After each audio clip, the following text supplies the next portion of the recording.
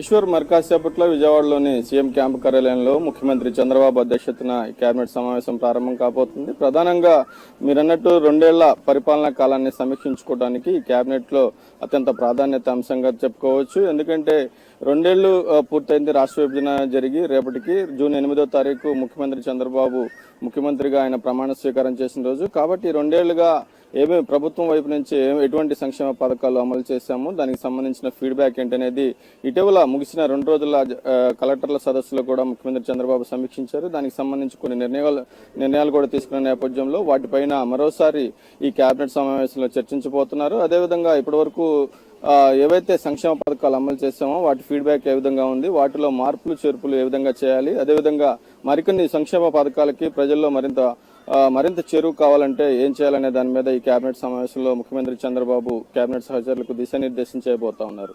అదేవిధంగా మరొక కీలకమైన అంశం, రేపటి నుంచి జూన్ 2వ తారీఖు సందర్భంగా నవనిర్మాణ దీక్ష ఏపీ ప్రభుత్వం చేపడుతుంది. తెలంగాణ ప్రభుత్వంలో సంబరాలు చేసుకుంటే ఇక్కడ మాత్రం విభజన వల్ల కష్టకాలంలో ఉన్నాము. కాబట్టి దీన్ని మళ్ళీ మనం పునర్నిర్మించుకోవాలంటే ఒక నవనిర్మాణ దీక్ష చేపట్టాలి. కాబట్టి 2వ తారీఖు నుంచి 8వ తారీఖు వరకు కూడా వివిధ కార్యక్రమాలు రూపకల్పన చేసి 8వ తారీఖు మహాసంకల్పం పేరుతో రాష్ట్ర ప్రజలందరితో కూడా ఒక మహాసంకల్పం చేయించాలని ఏపీ ప్రభుత్వం భావిస్తుంది. అందుకు అనుగుణంగా రేపు బెన్ సర్కిల్లో నవనిర్మాణ దీక్ష చేపట్టిన తర్వాత 8వ తారీఖు రాజమండ్రిలో మహాసంకల్పం చేపట్టాలని చెప్పి ముఖ్యమంత్రి చంద్రబాబు భావించారు. దానికి సంబంధించి 7 రోజుల పాటు ఉండాల్సిన ప్రోగ్రామ్స్ గురించి కూడా ఈ కేబినెట్ సమావేశంలో చర్చించబోతున్నారు. అదేవిధంగా మరొక కీలకమైన అంశం, రాజధానిలో తాత్కాలిక సచివాలయానికి ఉద్యోగుల తరలింపు అంశం కూడా కీలకంగా చర్చ జరిగే అవకాశం ఉంది. ఇప్పటికే ఇక్కడ విజయవాడలో అద్దెల రేట్లు ఎక్కువ ఉన్నాయి. కాబట్టి అద్దెల రేటు నియంత్రణ లేకపోతే అద్దె నియంత్రణ చట్టాన్ని కూడా అమల్లోకి తీసుకురావాలని చెప్పి ప్రభుత్వం భావిస్తుంది. అందుకు అనుగుణంగా ఇప్పటికే